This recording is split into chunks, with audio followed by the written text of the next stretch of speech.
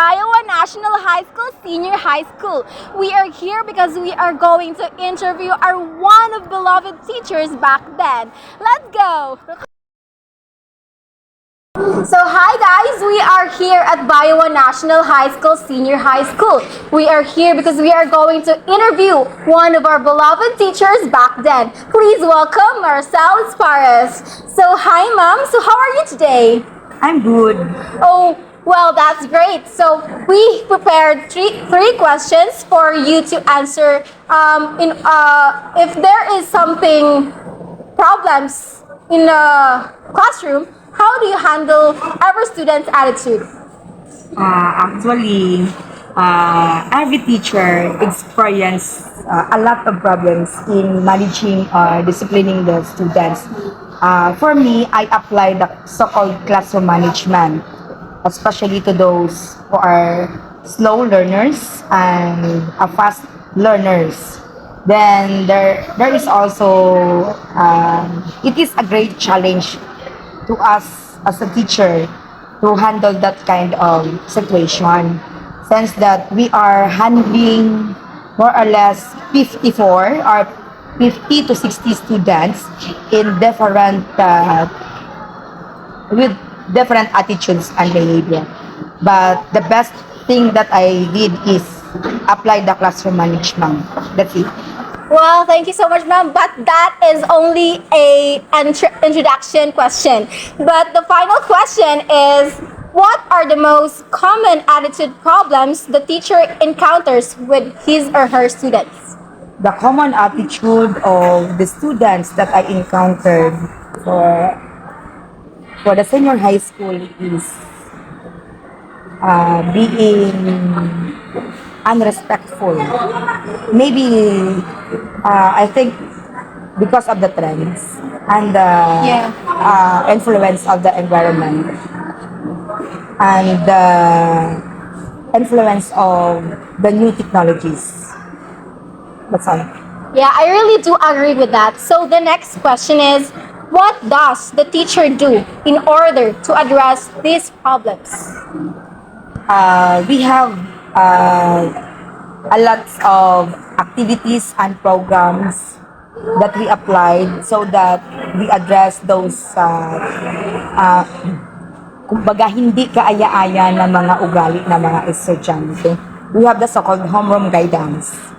So, a lot of activities that we offer to them or kumbaga pinapagawa sa kanila. Una, ini-interview muna yung mga estudyante. Aside sa interview, may pasulat din. And aside from that, may mga counseling na ibinibigay. Especially, I am an advisor. So, ginagawa ko lahat yan. Then, at the same time, may mga record kami, yung tinatawag nating anecdotal records na para matrack ang mga estudyante, especially sa yung mga estudyante na may mga problema sa behavior. Yan. Well, that is a very heartfelt answer, and I'm so excited to be a teacher in the coming days. So, the last question is, based on the age group of the students, what strategies does the teacher do to help the pupils successfully pass their current psychosocial and psychosexual stages? Actually, as a pastor's wife, I applied the what we call this, kung ano yung mga disiplina sa Bible, ina-apply ko yun as a pastor's wife at the same time as a teacher. And I am really blessed kasi it is really effective sa pagbibigay ng disiplina sa mga bata. Kasi makikinig yung mga bata kasi parang I'm so blessed even though those students are really hyper at ang iba wala ng respeto. But then if you are going to explain to them and you are going to what we call this, open them about kung ano yung mga dapat may takot sila sa Panginoon, parang maka-reflect sila at ma-internalize nila na hindi pala tama din yung ginagawa nila. So kailangan talagang baguhin nila yung mga ginagawa nilang hindi mabuti. So yun, I'm so blessed na nakikinig sila if I am going to explain them about sa Bible kung ano yung dapat gawin. Kasi as what I really told them na we are not perfect. No, magkakaroon tayo ng pagkakamali. So bilang estudyante sa maraming mga impluwensya sa environment, maraming problema sa bahay as we as as far as I know, as far as I experienced na marami ako mga estudyante came from the broken family. So it grieves my heart na yun yung nararanasan nila. So ang ginagawa ko, may mga counseling at pinapatawag ko sila isa-isa kahit wala silang nagawang pagkakamali or ano, basta ang importante may tawag nito, may keep in touch ako sa mga estudyante ko para matrack ko kung ano ang dapat gawin at ano ang nangyayari sa kanila, ano ang dapat na gawin para ma-change or kahit pa paano maibsan yung mga burdens na tawag nito, nararamdaman nila, especially maraming mga estudyante na nakaranas ng tinatawag nating depression. So ang ginagawa ko dyan ay advice lang talaga, counseling. Yan. Well, thank you very much, ma'am. So, the answers of teacher Isparas really gives me the courage to pursue education, to feel what she feels, and I can manage my students also in a very good way. So, ma'am, thank you for your cooperation, and we really appreciate it. So, good afternoon, everyone. I am Liza Jane Lubrico, a first year B.Ed student, major in general curriculum. So today we are going to interview Ma'am Miranda, a teacher in LCTES at Luis Trinivilla Elementary School.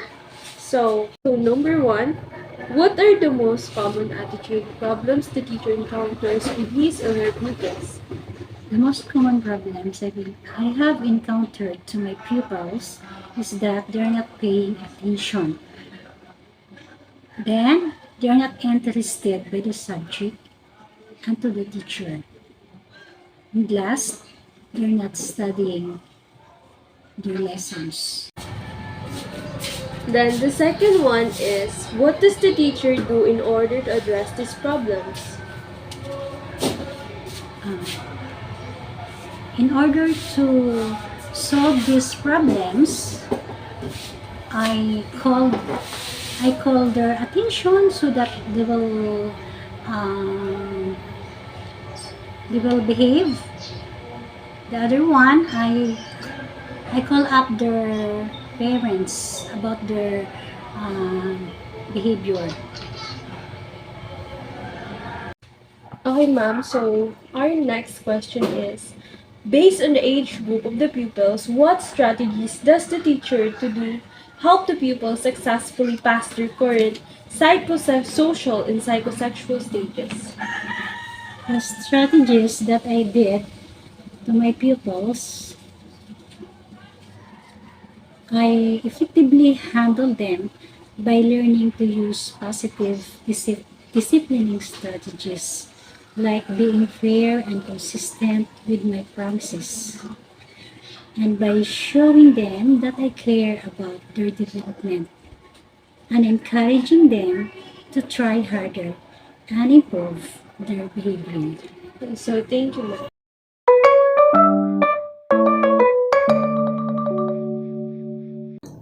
Based on what I have learned, most of the students have fixation during their adolescent stage, which falls under Erickson's psychosocial stage. In this stage, students tend to explore and experiment in order to discover their personal identity and role. On the other hand, Freud's psychosocial stage, most students have fixation during the latent stage.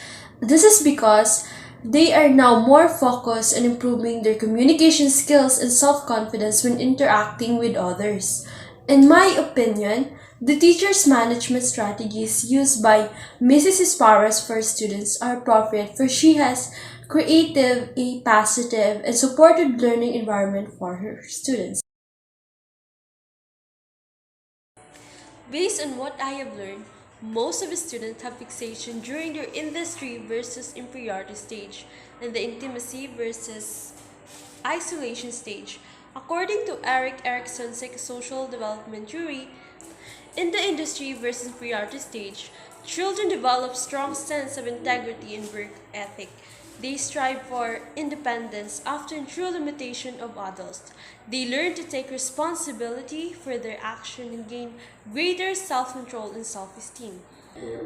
On the other hand, Freud's psychosexual stage, most students have fixation during latency stage.